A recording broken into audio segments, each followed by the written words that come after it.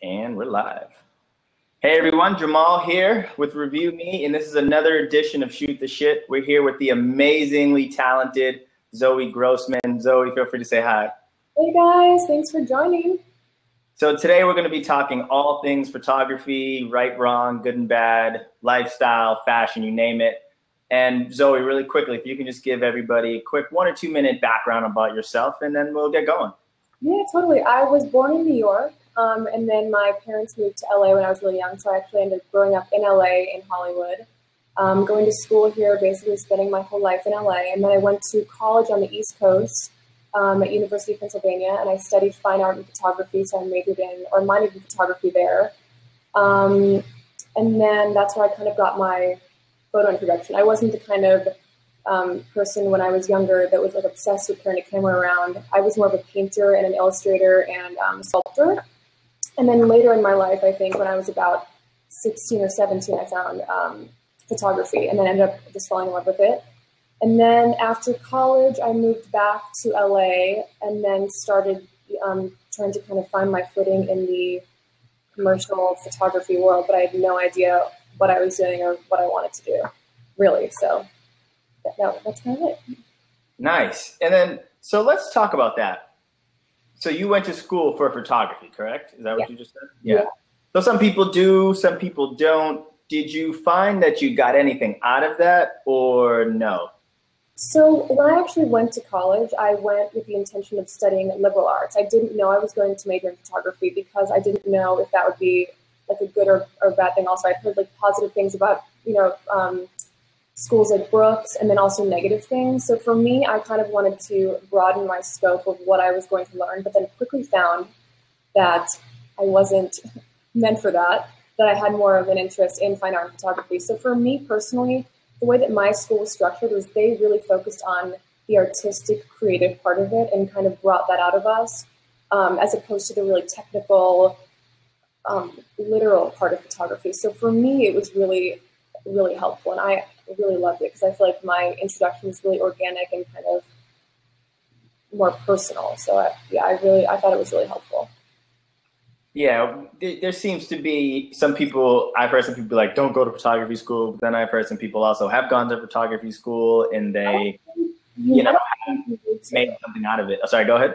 I was going to say, I don't think you need to. I think it really depends on the person. I knew I wanted to go to college, but had I known exactly what I wanted to do, maybe I wouldn't have done that because I think that real world experience you can't get real world experience in school, but I do think school is an amazing tool just to meet people, connect, like try things, fail at things, make mistakes, it kind of preps you a little bit in that way.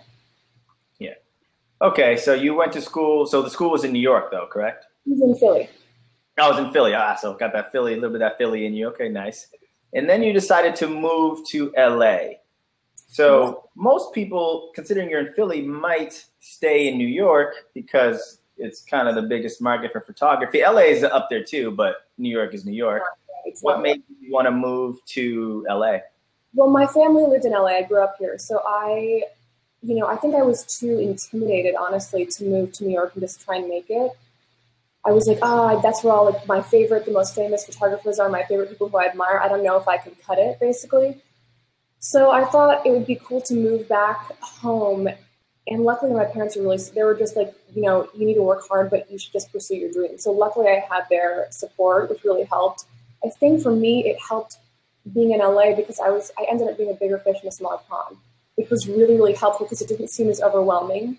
And I think little baby steps helped me kind of get my foot in the door. I think for me, easier than it would have been going to New York. But, maybe my career would be different now if I would have lived in New York. It might be, who knows, it might be better. Yeah, well, it's going pretty well, so I think we'll stick with what you have now. So let's talk about, you mentioned artistic identity. So you came from Philly, and obviously that probably inspired you in some way, shape, or form. It's a little bit of a grittier city. But then you moved to LA. How much did that affect your style? Because, LA is very lifestyle. It's very celebrity. There's some fashion in there, but, it's very lifestyle, very celebrity, a little bit of fashion. So were you planning to shoot that stuff, or when you got here, were you like, okay, well, I guess this is what it is over here, so I will shoot this?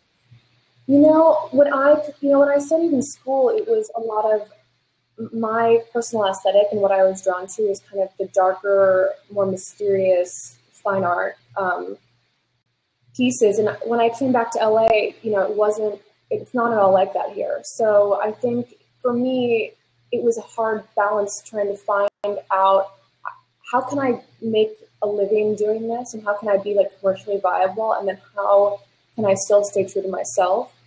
So I think LA kind of guides you in the direction it wants to take you in terms of work. Like a lot of the clients that are here are like beachy lifestyle, like you said.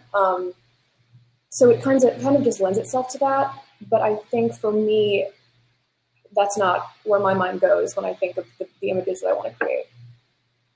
So you kind of balance it. And what is funny is about your work, you, like you're saying, with some of those darker elements, you do see that there is that edge to it.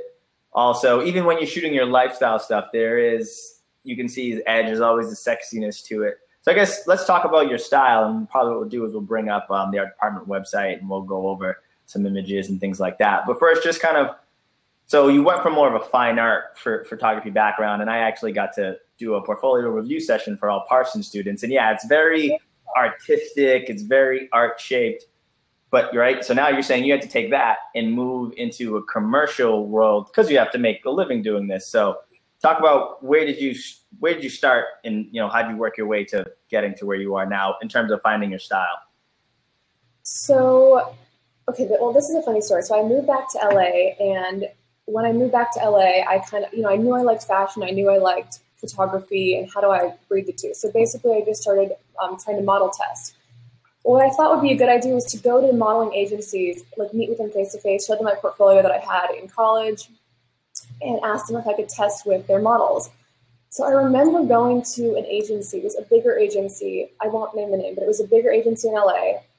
And I showed them my book, and they looked at my book, and they were, flipping through my book quietly. And then at the end, they were like, "So I think you should probably go on Model Mayhem and start there," which basically meant they thought I sucked and they didn't want to give me their girls to shoot with.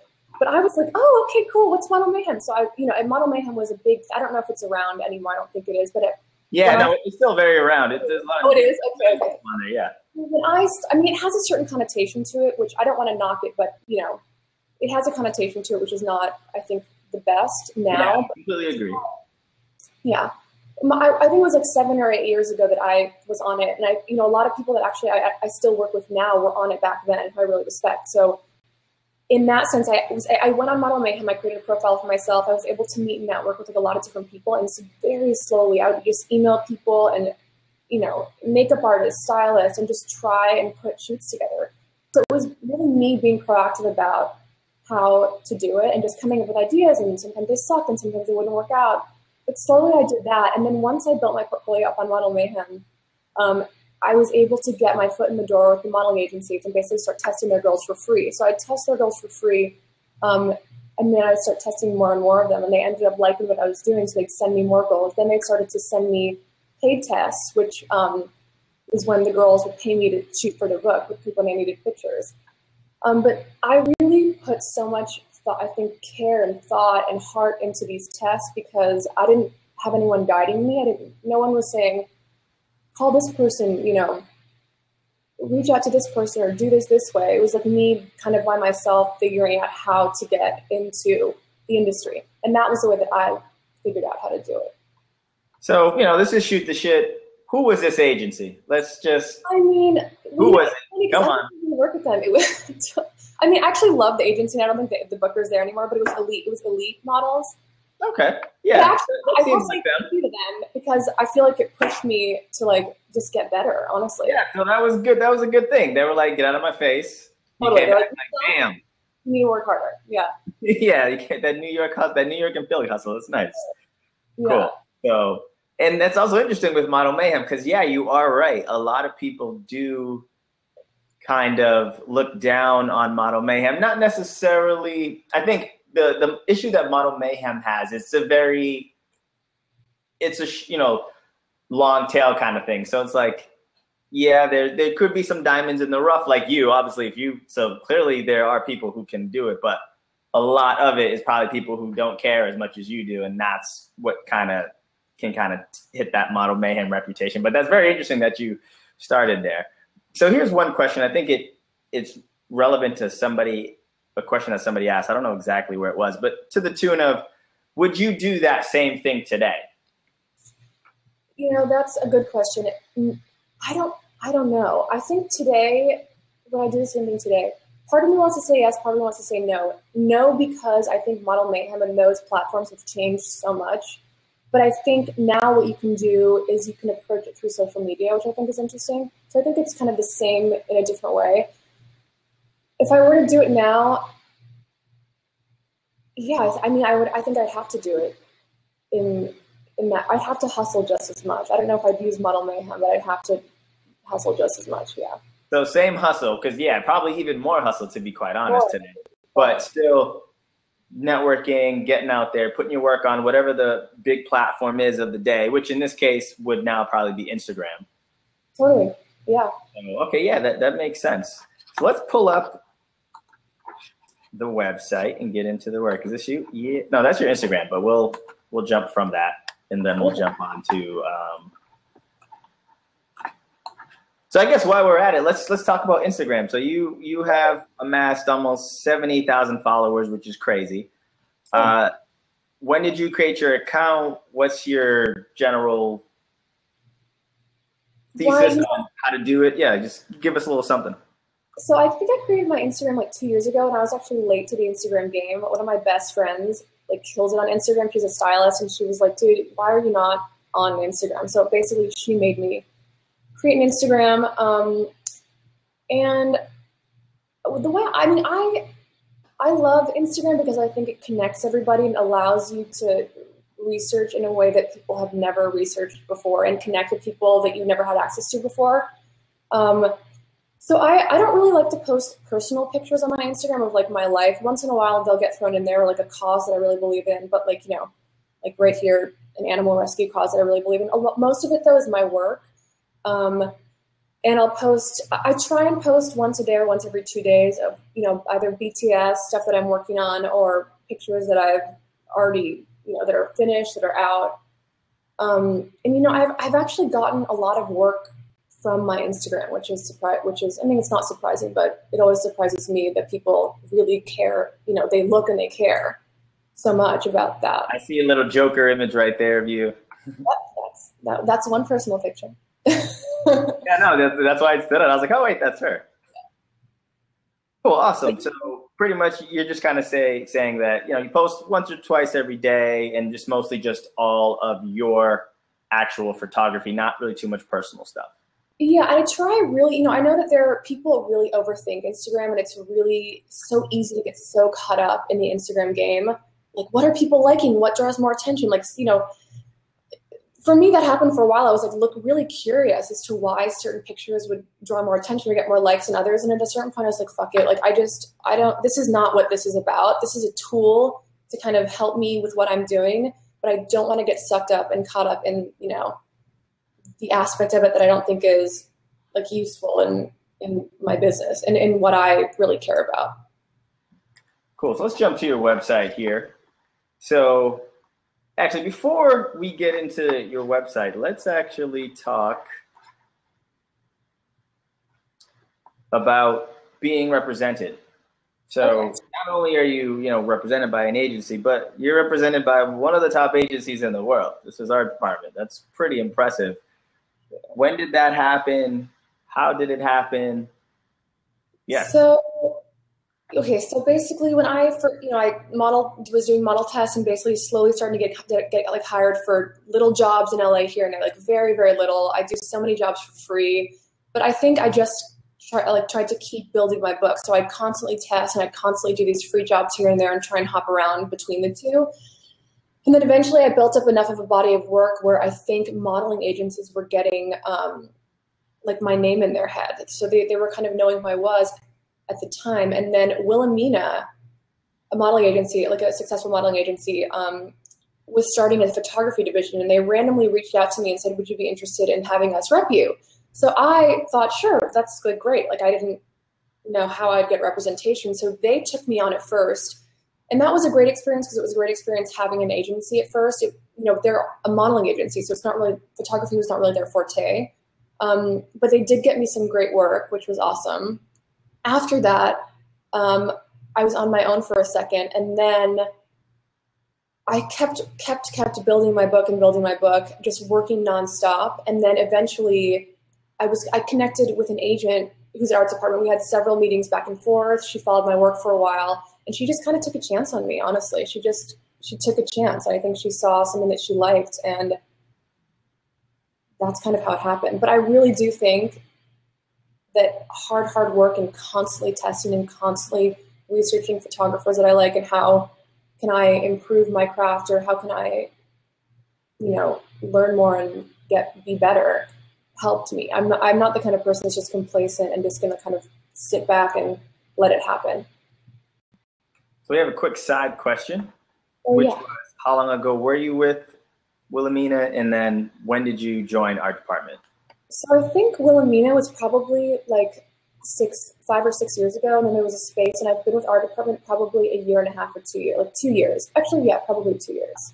Yeah. Awesome. Yeah, that's amazing. And your story is very interesting in terms of, well, not interesting, it seems to be the same that I keep hearing from other photographers who are represented, which is that it wasn't just like, bam, you were represented by that agency. It was more about you connected with somebody at the agency.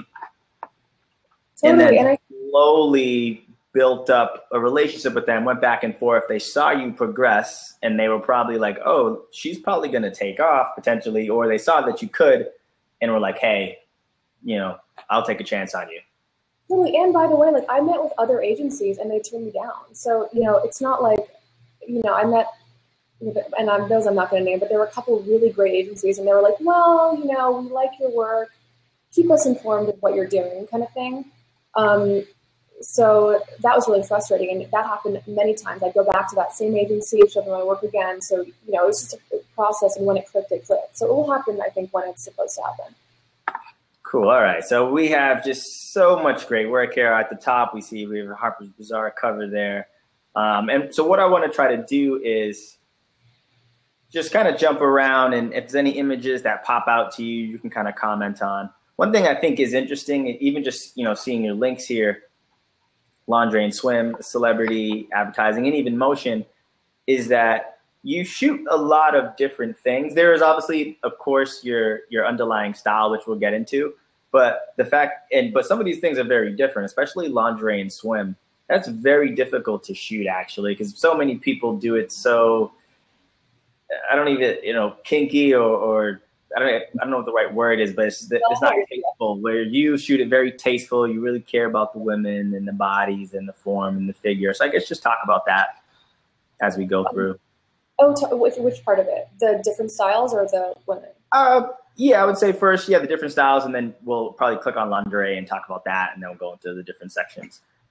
So just because I like to be real, I wish somebody had been real with me. It's interesting because, thank you for saying that my work is versatile. I think I'm always really hard on myself because the photographers that I really admire have like such a specific aesthetic, and they like just go with what they want to do, and then they get hired based off of what they want to do. And for me, I think I was really, I would say, concerned and kind of really focused on how to make a good living for myself. So I'd kind of be like, I can kind of shoot everything. And now I'm realizing I want to kind of, hone it in and be more specific on the styles the style that I want to pursue. I think you can get kind of, people think, well, you kind of do everything, which is, it's a great thing, and it's kind of a frustrating thing. Yeah. That makes sense. And the interesting thing is here, when you go through this studio work, is that, so this is more, high fashion as studio work. But then if you start moving through your portfolio, it like jumps completely, and you could do lifestyle, you could do celebrity, obviously you could do the lingerie and swim. So most people, frankly, actually can't do this. So the fact that you can, it's pretty impressive, because most people can only kind of do one thing. So I think that's, pretty amazing. We'll jump into celebrity, and so we can kind of see how different this is from, say, that work that we just saw there.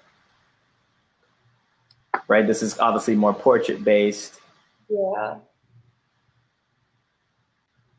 Feel free to stop me if there's any interesting stories about any of this or stuff you really like.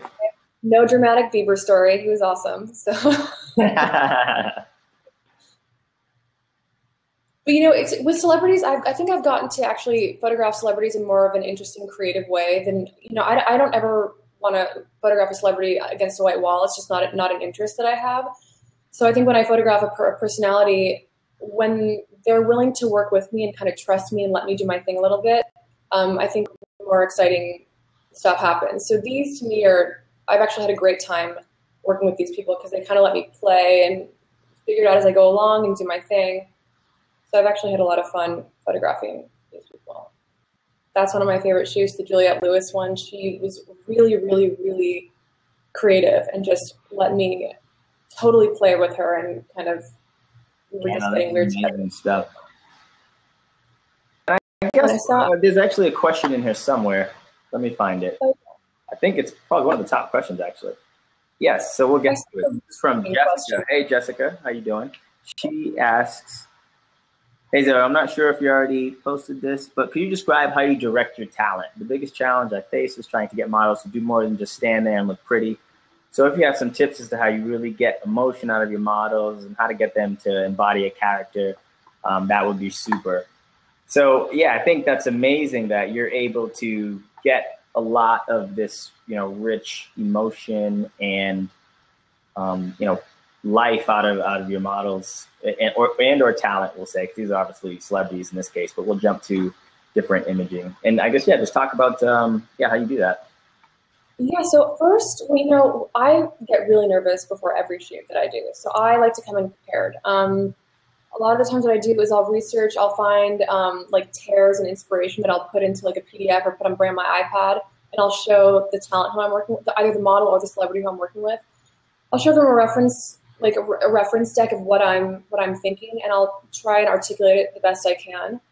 But I also think it's important that when you're shooting with someone, whether it's a model or a family member or a celebrity, it's important to connect with them, like just in an emotional way, more than just, I'm taking a picture. Because sometimes when you're taking someone's picture, there's a wall that comes up and you become not the enemy, but there's like a disconnect that happens. So I really try and make everyone that I'm working with feel comfortable. So I'll go up and I'll ask questions, and I'll shoot the shit with them also. I'll just talk to them. I'll tell them about myself.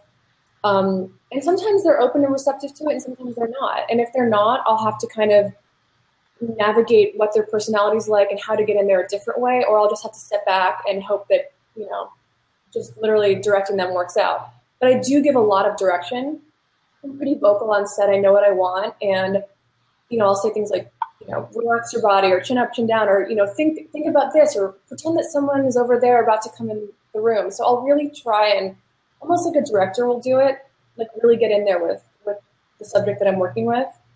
But I also will act it out myself. I think it's so important for you to be free and kind of fluid yourself so that the other person doesn't feel uncomfortable. So I'll literally get there and I'll be on the floor doing the pose for them, or I'll go up and I'll move the person, like move their arm or tuck their head down.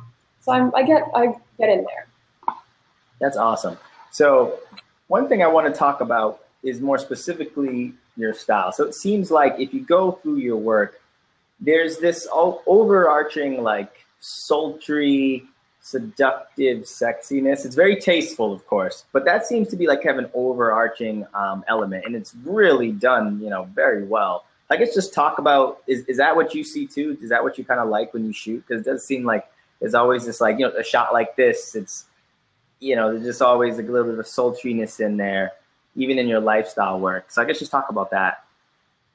I mean, I think I've always loved like eroticism and sexuality and how sex plays such a huge part in our society, but how we try and push it away, but then we want it at the same time. So I just love sensuality, in men and women. I think it's just where my mind kind of goes to when I'm photographing a person. I just think nudity in the body is so incredible. And I think photographers like, Helmut Newton and Guy Bourdin are some of my favorite photographers. And there's always a sexual element to the photograph, but there's always something odd and off at the same time. Like, something weird's happening, but you don't quite know what it is. But yeah, it definitely plays a role in every photograph. I think my mind just naturally wants to go there. And then talk about how you're able to keep it from crossing into that like cheesy, corny,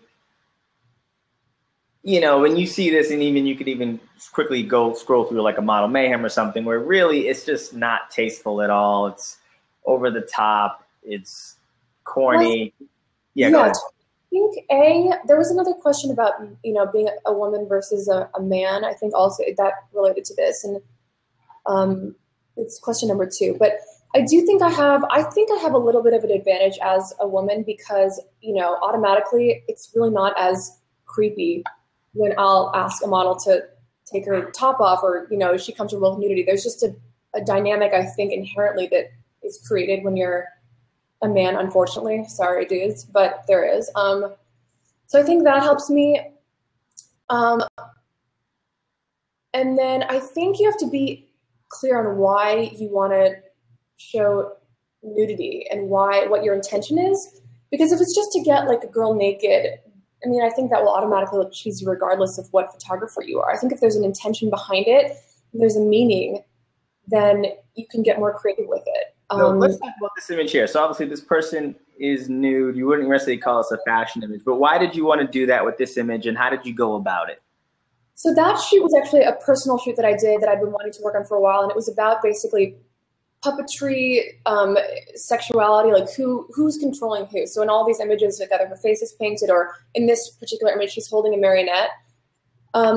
And I just thought it would be, I just loved visually the idea of her being nude and kind of covering her body, and her body's in shadow, but then her face being painted kind of like this geisha, and then the pop of the red shoe that kind of plays off of the marionette also.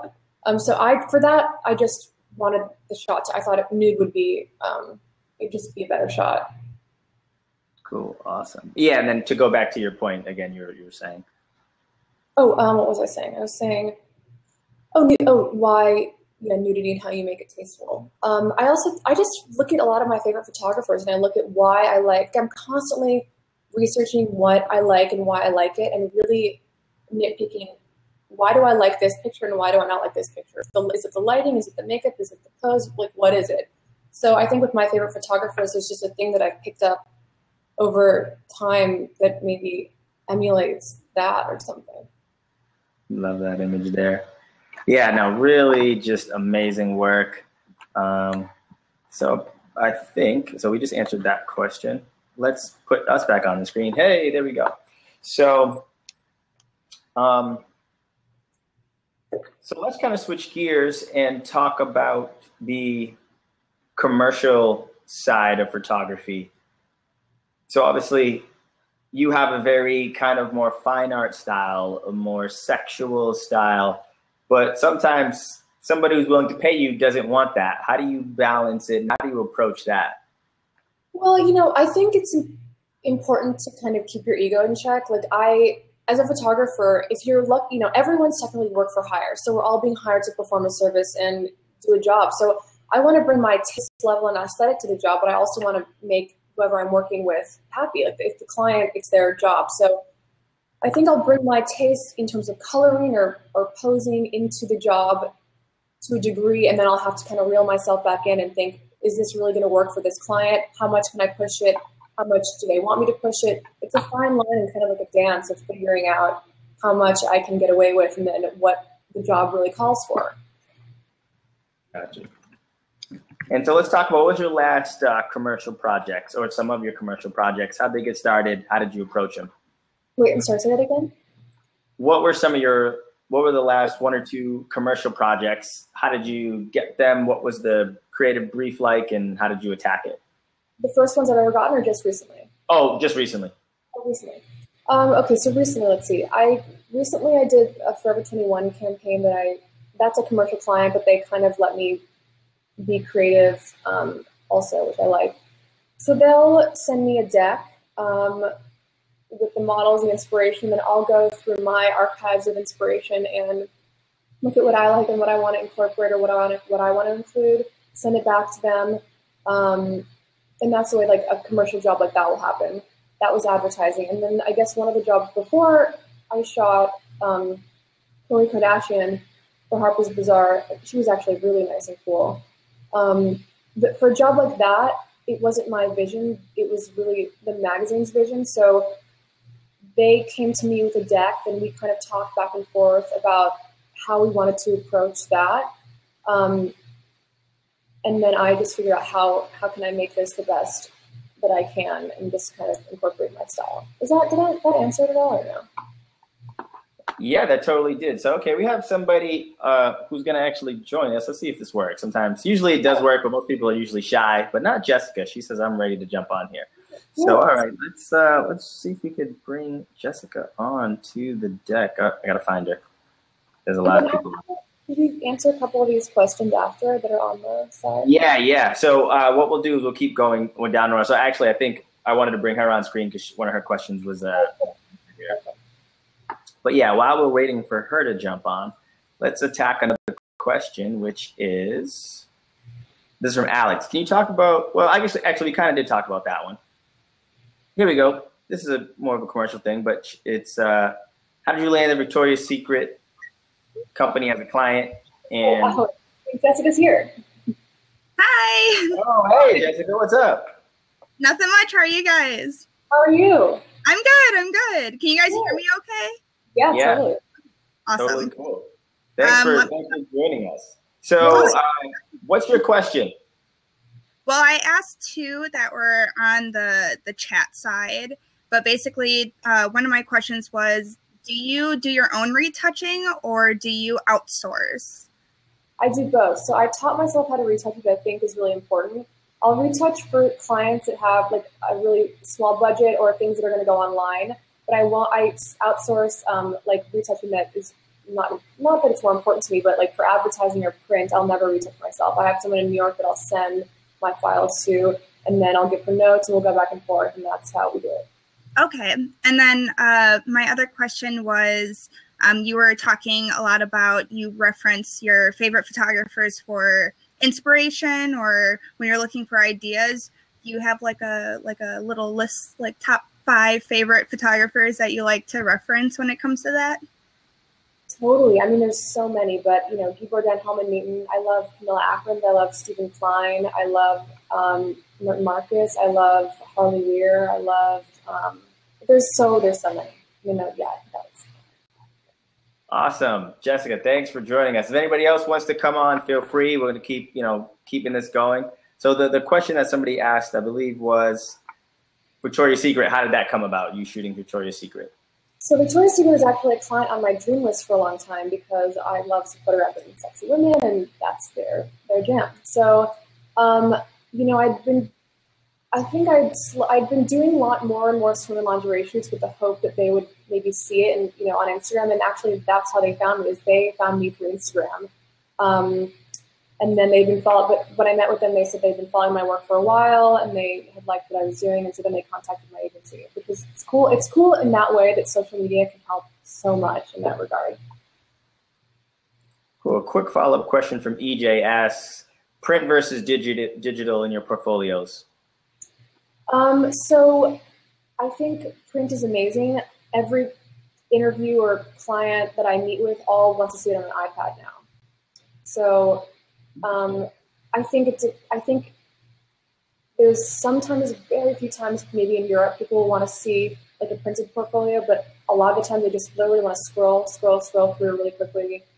And yeah. And so I guess a follow-up on that, I was actually at Lay Book last week. So obviously they had the printed pieces there. What's kind of the process like when you do the printed portfolios? How involved are you? Is it just like, oh, here's my photos, print them, or do you kind of really dig in? Well, I love a printed portfolio, and I think, there's someone here. So we have somebody else on. Vishal, what's up? Well, sorry, we'll let Zoe finish her question, and then I'll come back to my question. I'll come back. Okay, cool. Vishal, what's going on? Can you hear us? Say what's up. Yeah, what's up? Hi. Hey, how you doing? So what's your question for Zoe? I love your lighting. And I'm wondering, if you were mentored by someone or something that you've developed because you're an artist, first and foremost, and who's your big inspiration when it comes to lighting?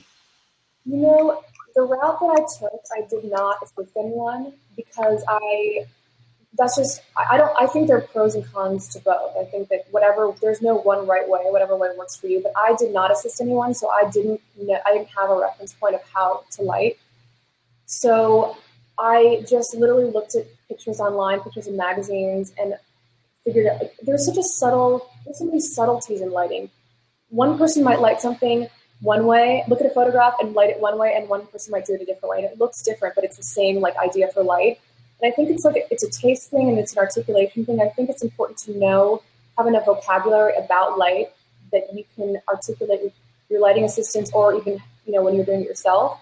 But I just literally looked online, and when I didn't get the result that I wanted in my own photography, I was like, why is this? This doesn't make sense to me. So I just keep chipping away at why that was.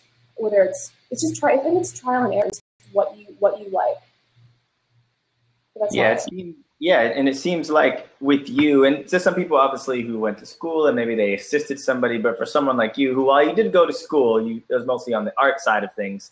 But it really seems like experimentation and being obsessed and trying things out is kind of really the way you taught yourself. Yeah, totally. And going back to the print versus portfolio, I think the specific question somebody wanted to know was when you were art department, did they want to see a print portfolio or a digital? Art department wanted to see print because that was also when I met with them, it was 4 years ago, maybe. Oh, no, So every agency that I met with a long time ago, it was all print. And now I think it might be digital now because when I was starting to meet with art department and I was meeting with other agencies, they wanted to see a digital portfolio. So I think now it's becoming more digital. But when I do have a printed portfolio, and I always go to House of Portfolios in New York, which is an amazing place, and you can customize your portfolio, the front of it and the pages inside. I mean, I kind of trusted them with the printing. I was like, I'm not doing an art show, so I wasn't meticulous about the color and this is off here. So I just kind of let them do it, and they're really. And what was that organization you said? House of Portfolios, and it's in New York. Yeah. Cool. Okay, let's see if there's any other questions jumping on here. So let's talk about, while I look for some more questions, you seem to be huge into personal projects. So first, why is that, one? And then two, what are you working on now? So personal projects, I think I will fucking go crazy. I would go crazy if I didn't have them, honestly, because it's you have to fulfill, it sounds cheesy, but you have to fulfill and nourish your soul and what's inside. And a lot of the times the majority of the time I'll get hired for jobs to make money and make a living, but they are not what's going on inside. So I'll have to find an outlet to bring those things out. And it's fun also to just experiment, I think. I think it's so important to keep yourself inspired and keep yourself learning and trying different things. And sometimes they might suck and who cares, you don't have to show anyone. And sometimes they're cool and you get 1 or 2 or 3 great images out of them. And then something else that I realized about personal projects is that if you want to be hired for a certain kind of job, the only way that you're going to get hired is to show people that that's what you do. People don't have the forward thinking a lot of the time to think, oh, of course that person can do that. So a good way to keep inspired not only creatively and artistically, but also in terms of if you want to get more work, is to do these personal projects that are geared towards the client that you might want. Gotcha. All right, so let's keep jumping down on these voted questions. So here, Alex, we actually answered your question. We kind of did, which was, can we talk about breaking into the industry as it stands today and building your career? Obviously, Zoe mentioned she would obviously hustle her ass off, one, but more importantly, continue to kind of put the work out there and build connections via social platforms, in this case, Instagram or maybe Facebook, whereas back in the day, it was more model mayhem. Is that correct to say? Totally. And one thing I just want to say is, I think there's so much saturation of every art market that we're in now, whether it's music, photography, anything, that I think the only thing that has worked for me that I think is a real thing, and it sounds cliche, but it's real, is just hard work and persistence and not giving up. Because I think at a certain point it becomes a numbers game, and it's like, if you get rejected so many times, it's like an actor almost. You know, you have to be able to just not let it really affect who you are and just be like, you know what, I don't care if they don't like it, I'm going to keep going. And I think that's literally what separates people who can do it. You have to be willing to grow and work on your craft and grow your skills, but you also have to just keep, pursuing it. Yeah, totally agree. It's definitely kind of a saturated market. And then this kind of goes, I guess, with that last question, which would be, what suggestions, I guess these are kind of combined, but what suggestions would you offer a photographer in their first year of business, not yet agency repped, in terms of sales and marketing, besides Instagram, since you've mentioned that? Or you can talk about Instagram too.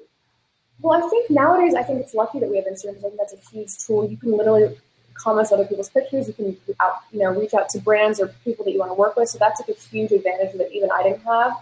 But I think you have to also be careful not to let your ego get too much in the way. Like, I don't know if people above me do this, but I still do so many things for free. Like, I think it's important to not be so precious about, oh, well, you have to pay me this for this. And, it's like we're all still trying to finagle our way. So I think it's important to do things for free to build your book. I think it's, in terms of business and making a living, I think you just have to, there's so many things that you can do without an agent, I think. I think an agent, for me, is amazing. I think it's cool to have someone have your back, and there's certain clients that I want to get to that I couldn't get to by myself, just because it's too much of a big corporation or big business. So the agency will know those people. But I think being professional is important nowadays. I think maybe like in the 80s or 90s, people could get away with having more of an attitude. This is more of like a umbrella. This is not like a nitty-gritty factual, like put pen to paper answer, but this is kind of a more universal answer. I think that being nice and hardworking, especially nowadays because there's so many people, is so important. People want to work with who they like. They want people who are easygoing. You still have to have a point of view and stay true to yourself, but it's cool to just go be, I think, easygoing and still hustle and work hard and make people know that you care. I think that the kind of blasé, I'm over it attitude is not cool. I think people want to know that you want to work hard and you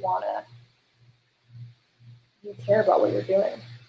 I don't even know if that answered it, but I've heard that exact same thing that you said. Nobody wants to work with an asshole is the pretty much summation of that thing. And it's really a lot of stories about photographers who are assholes, who I think are amazing. Like, they're really, really talented. But I think you have to be careful about that, because you don't know who it's coming from, or if the person is having an off day, or if there's so many factors. But yeah, I agree with you. People don't want to invest. And then let's go back to, I guess somebody joined on, so we'll talk about your personal projects. So which ones do you have happening now? Personal projects, it's been a second since I've really pursued one. So right now I'm trying to work on two. One is the idea, I'm just really interested in the concept of how technology and humanity are going to live harmoniously or not in the future. I think for me personally, I feel this sense of uncertainty and fear a lot recently. I think, I don't know if it's as you get older, you're more aware of the world and what's happening in it, but I somehow want to take my anxiety and fear and channel it into a project. And the project that I came up with was, how does technology and humanity harmoniously live together, but from the perspective of like the 1960s, because I think that was a time when the idea of the future and technology was so different than what it actually is now. So the idea of people turning into robots and machines, and I don't know if you guys ever saw the movie Ex Machina, but I love that movie. So that's one project. Another project is I've been really focusing on, there's so many causes in the world that I think are so important to get back to. It's like, I don't want to just be like, oh, I want to get the next job, Like, I want to really make a difference if I can with what I do, which is photography. So a project that I'm working on now is helping a friend of mine who's this amazing person. He runs an organization called Animal Hope and Wellness, and he is trying to change the protocol in like Southeast Asia and countries in that region in terms of how they they eat dog meat over there, and they torture the animals. So I'm working on a project to bring awareness to try and stop the torture of animals in those countries for consuming meat, basically. That was a very convoluted answer, but that's... Got you. So in short would be, one is this, to stop harm against animals in Southeast Asia, which I think that's an amazing cause. And the second one is more about how technology and humanity will coincide. And are there any websites people can view this, or will you be posting it on Instagram later, just so we can, because this sounds cool. I want to see this. I mean, I probably Instagram, and then I hopefully will have a show. I mean, that's the goal. Cool. Awesome. So what I want to do is quickly attack some of these questions, because I think we kind of answered a lot of answered. So obviously everybody, you'll be able to go back and rewatch this, and we can even tag certain sections in the video with your questions. But I believe the question from Adrian, we actually answered that in the beginning. And the question was, can you talk about finding your creative voice and personal style? So yeah, that's been answered towards the beginning. Also, Vishal, we answered your question about lighting, just making sure. What else? This is from Alex. What are some of the best resources for aspiring photographers? What kind of resources? Like what kind of resources? Yeah, I guess what kind of resources? I mean, it would seem like you mostly you just search and like to look up for you, it just seems like you just like to look at the masters, correct? And just study them? Yeah, I just like to look at the people I admire and kind of work backwards. Like either it's magazines, clients that I want to work with, and kind of working backwards from there. So like, how do I get there? What is, yeah. Got you. And then this is another question from Vasal that people posted, which was, what sort of roadblocks did you come up with before you found your stride that helped propel you from where you are? So I guess that would probably be after you graduated and then you got turned down from Wilhelmina. What happened next? Or you got, from Elite. Sorry. Okay. So, I mean, the question is what roadblocks? It's about roadblocks and how to keep going? Yes. Okay. Well, I mean, first of all, I feel like the roadblocks never stop. Like right now, I feel really frustrated with how things are going because I think it literally always goes like this. Sometimes you work a lot, sometimes you don't work a lot, and that's why personal projects are so important. But the roadblocks don't stop. I think that the roadblocks, you kind of have to find a way around the roadblock and be like, this person doesn't like my work, or they said no, and that door closes, but I'm not going to take no for an answer. I'm going to keep working hard. I'm going to stay positive, and I'm not going to let it make me depressed, because it's so easy to take it so personally. I just think that any roadblock that comes along, it's an opportunity to, and this is not, I try and tell myself this all the time. It's not like I'm believing this and I'm positive all the time, but I'm really working on looking at the roadblocks as like a way to take this path instead. And maybe because this roadblock was in my way here, it will lead me down this area, which would then lead me to here, and it maybe will lead me back to here, or maybe somewhere else. So I think that I think the main thing with the roadblock is you can't let it create a chip on your shoulder. I think that's a huge thing. Gotcha. And then to follow up would be, artistic roadblock.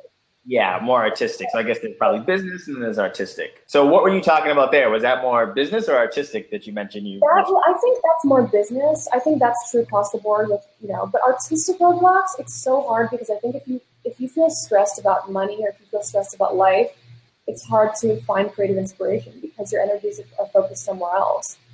So I find inspiration like a lot of different places. Sometimes I'll be like, I'm just going to go in my backyard and like be by myself and meditate and just try and read or try and just clear my mind and see if something comes to me that way.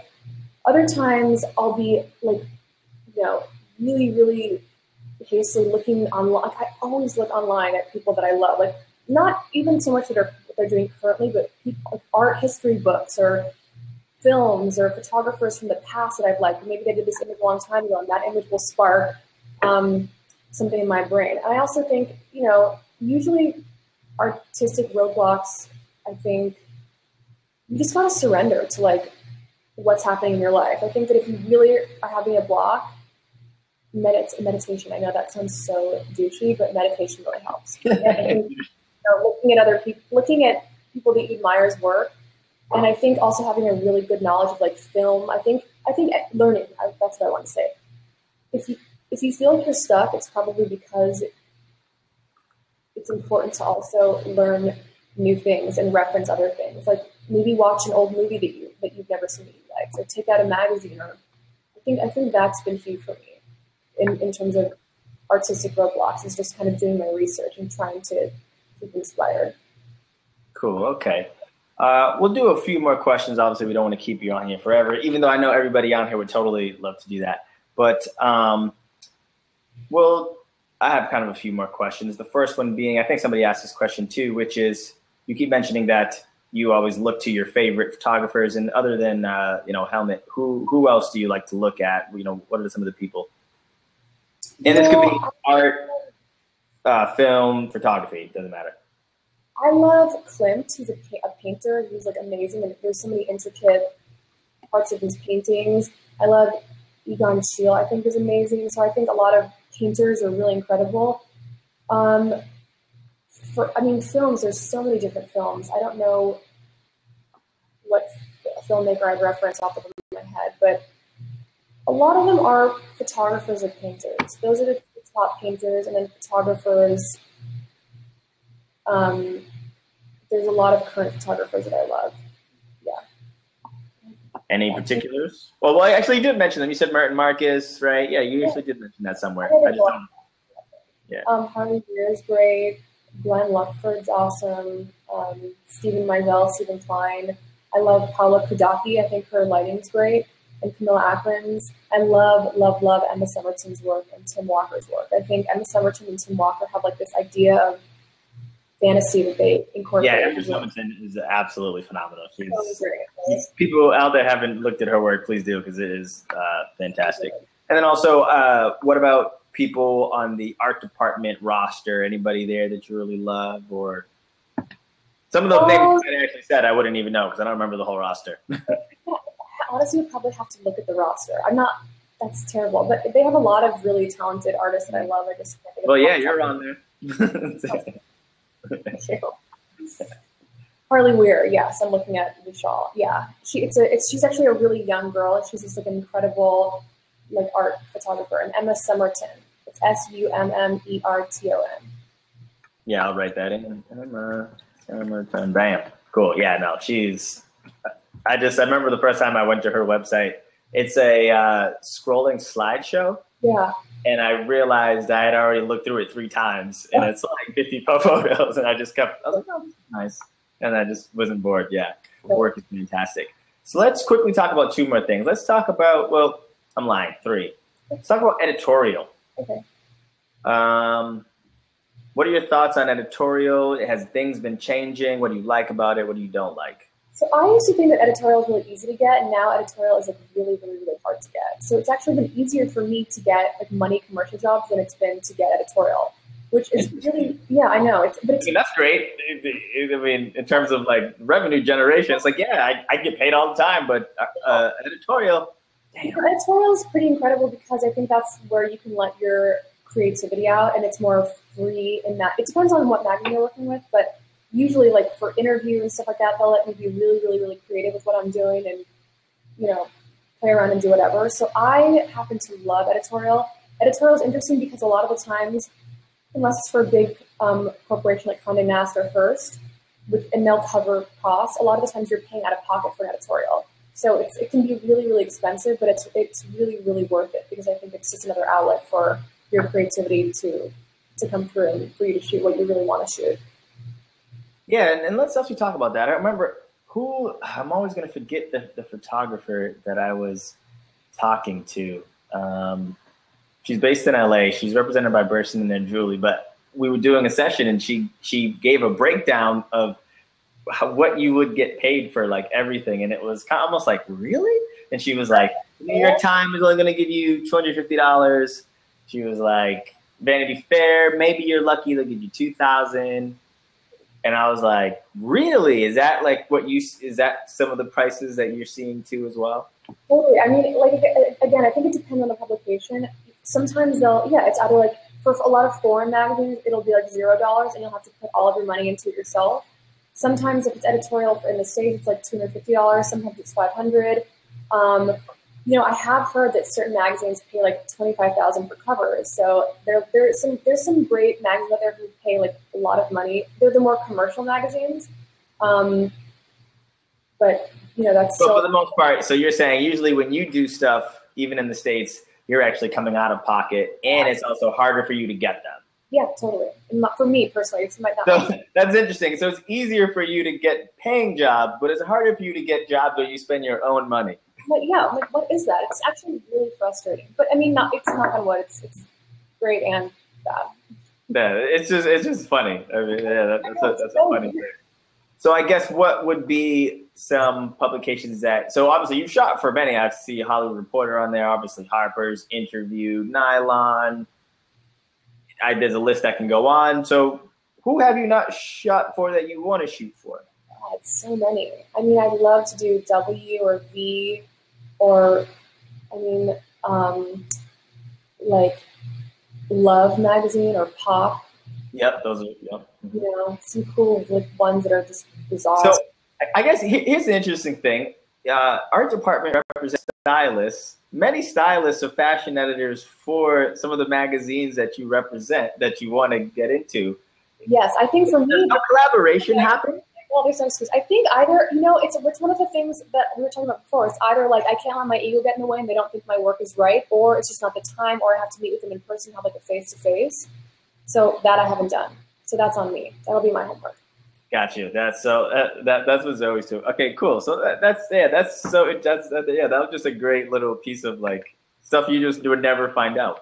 And then let's talk about kind of the future of things and where things are going. So I saw on your site you have a section called motion, obviously, which is video. I didn't look into it, so some people, they say motion, then you go into it and it's like one video. You're like, you don't do motion, you're lying. But like, where are you going with motion? How much do you do it now in your, tool belt in terms of what you bring to the table? I'm not one of those people who's getting hired all the time to do motion, but I get asked a lot, can I do motion and photography? So I think people are definitely more aware of it, more interested. So I've taken the time to kind of learn about motion, and it's pretty incredible. There's so many more moving parts to it. But I've done a bunch of fashion videos for like advertising jobs that I've done or brands that I've worked for. So I've shot stills and then I've like directed fashion videos completely separately. And I think I do think it's an important way of where everything's headed. I don't think you have to do it, but I think it's like it's cool and why not? So more and more, it's slowly for me, more and more I'm getting asked to do more motion. Gotcha. Cool. And then I guess, so besides your personal projects and more commercial work and trying to land more editorial, and that's on you, where do you kind of see photography for you going over even just this next year or two? Okay, so this is really cheesy, but I'm reading this book right now called The Surrender Experiment, and it's basically about how to surrender to like life and try not to control everything so much, because I find that the more I try and control my career or anything and the tighter I hold on to it, the more it kind of gets convoluted and weird. So I still have like a lot of high hopes and dreams, but I'm trying to figure out how to manage my expectations and then still have these dreams. But like in my perfect world, so that's like the goal that I'm trying to accomplish, which is hard. But where do I want my career to go?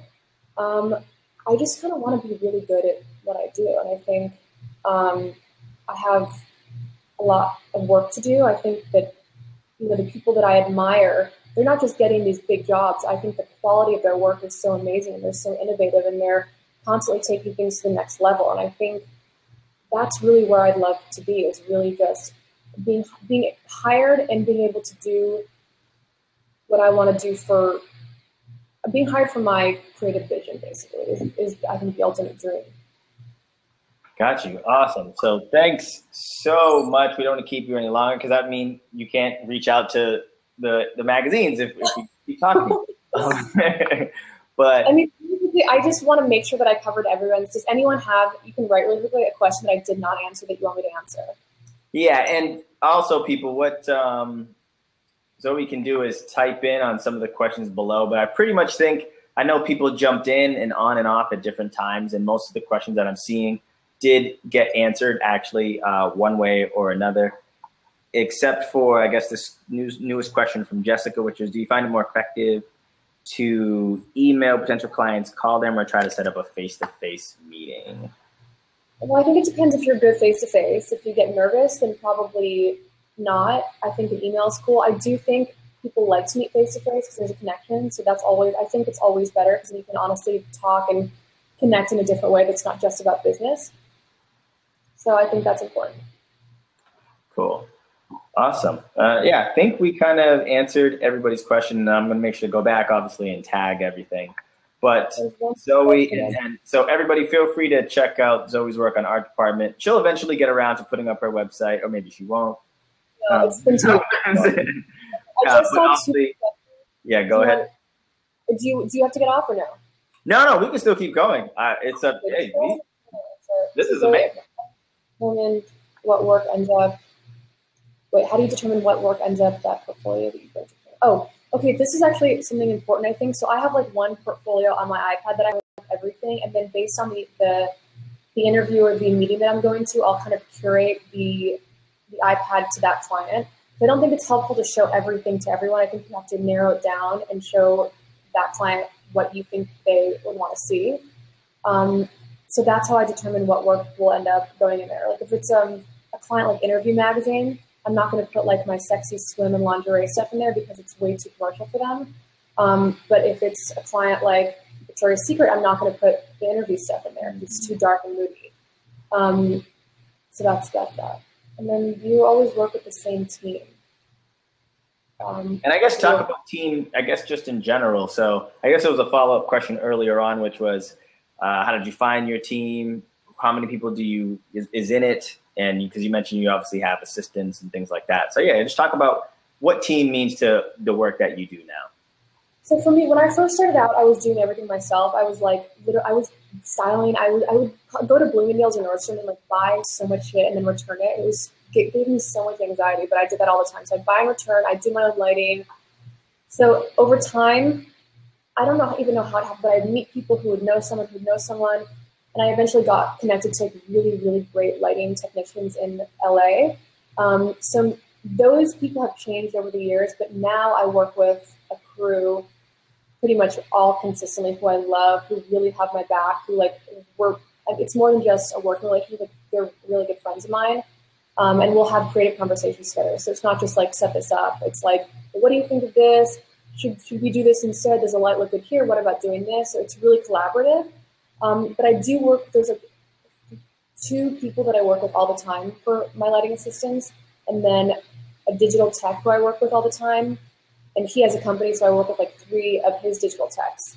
So I work with the same crew, the same 5 people that are rotating for every job. And I have a lot of anxiety if they're not available. So I do rely on them a lot. And for makeup and hair and everything, there's people that I've loved that over the years I actually do work with from Model Mayhem still, and they're doing so well. But they're the same thing about 5 people who I work with consistently over and over again because they get what I like and I can talk to them and their ego won't get in the way and we can, change things and they won't get offended and I won't get offended. So that's a huge, huge thing. Got you. Awesome. And this is a quick question from Jessica. It's kind of 2 parts. Man, people are going crazy. It's great though. So she mentioned, would you ever want to do a portfolio review or give feedback on somebody's work? So there's 2 parts to that. One is Jessica, that's actually what Review Me is all about. We allow photographers like you to go to our platform, and there are actually 150 mentors on the platform, editors from magazines. Maybe if Zoe's up for it, we'll bring her on there eventually and she can do some of that. But yeah, that's actually what our platform does. So you should check that out. So that kind of answers that question. One other thing that I think is important about portfolio review is I think you have to be really clear on your intention of why you're getting it reviewed. Like if your goal is to be a commercial photographer, I think you almost have to be more critical. You're going to get more criticism and I think a harsher critique in that direction than as like a fine art photographer. So I just think that's an important distinction to make when you're getting a review. Yeah, Completely agree with that. And like I said, I mentioned that I got to go to Parsons, and it was a whole day of portfolio reviews. 9 to 5, I was reviewing portfolios. I think I saw like 18 people's portfolios, but it was great because it was like a lot of different industry players. So people from Vice Magazine and BuzzFeed and art buyers and you name it, and just giving people feedback. And it was good to just kind of see amazing new work. And some was good, some was interesting, some was more art, commercial. Some people didn't even want to do photography. They were like, actually, I want to be an agent or an art buyer. So it was interesting. But yeah, that's kind of just, that's what we do, or one of the things we do, I should say. So definitely check that out. And somebody asked the question from Rochelle again, how much power of the photographer has shifted to the art director? That's a really good question, because I think there's a couple answers within this question. For me, I feel like I've always kind of been the art director at my shoots, because I haven't had the opportunity yet to work with, with great art directors who I love and admire. I've worked with some who are great, but a lot of the times it can be both. Sometimes an art director can completely call the shots and you're kind of working to support their vision. But I think more than ever now, people and clients and, you know, magazines and everyone are really looking to the photographer for their vision. You know, it's hair, it's makeup, it's lighting, it's set design. You have to know what you think should be taken out, if it's too much, or brought in if it's too little. Color treatment. I do think that it has really shifted. So it's involving all parts, not just, you know, clicking a button and taking a picture. It's much more than that. And do you think that also maybe depends on what type of work and the type of client? For sure. So obviously in this case, let's say you're shooting for Amazon, it's e-commerce. I've heard stories where like they already have it set up. You just show up and do this because they know what they want. It sells. Versus say like you mentioned for H&M, or no, you said Forever 21, where they love your vision, and your vision actually does mesh well with their kind of sexy millennial kind of thing. And yeah, absolutely, you're totally right. I think it depends, like, once again, on the job. It's like, you know, we're not all Steven Meisel and high up there where we can just call the shots. So a lot of the times we'll have to put our ego aside and just be like, okay, you know what, I'm here to take a picture. I'm just going to do a great job and get paid. And that's, you know, we have to appreciate that for what it is also. Yeah, and then also, too, it could also be what kind of magazine it is. But also, if you are doing your own work, which that comes with personal projects, then you completely control the shots because it's your personal work. So I think that's why it becomes important to do personal projects. So, yeah, I think I don't see any more questions. Well, this is awesome. So people, feel free to follow Zoey on her Instagram. That's where she's currently posting a lot of her work behind the scenes. And also, are you on any other Twitter or anything, any other platforms like Snapchat? Are you on Snapchat? I'm on Snapchat. I don't use it that much, and no Twitter for me. No. Yeah. So you said Instagram and Snapchat, right? Yeah. Cool. So follow her on Instagram. Well, I don't know if we wouldn't know how to find you on Snapchat, so you have to put that on your Instagram. A little link that people do. Yeah. Cool. Yeah, so, and everybody else, like I said before, feel free to tune into this so you can rewatch this after we're done shooting. We'll have to get Zoey back on in a couple months down the line to see some of this work she was talking about before and just catch up with her. We might try to answer some questions via text in the comments. And yeah, this has been amazing. Zoey, if you have any last words, feel free to say something that you want to talk about, a new project or anything like that. And then yeah, that's pretty much it. Thank you so much for having me on, first of all. This was so cool. And I seriously thank all of you guys for taking the time to listen and tune in. I'm so appreciative. I don't want to preach about anything. I just think that, like, there's room in any field for everyone. Don't let people push you down or tell you that you can't do it. Like, I know that sounds cheesy, but it's just really true. So just keep going and keep doing it. And I'm doing the same thing. I don't think anybody out there has the answers. I just think that we're all trying to work hard and just figure it out as we go along. And I think hard work pays off, and that's the main thing. You heard it there, folks. Hard work pays off. Hustle, hustle, hustle. All right, Zoey, thank you so much for tuning in. And feel free to tune in next week, everybody, and feel free to head over to Review Me if you want portfolio reviews or to check out what we're offering. And also feel free to leave comments and let us know if there are any photographers you guys want us to bring on. We'd love to, keep this going. So thanks, everybody. Tune in to the next one. Zoe, thank you so much. Bye. Bye. Thank you, guys. Bye.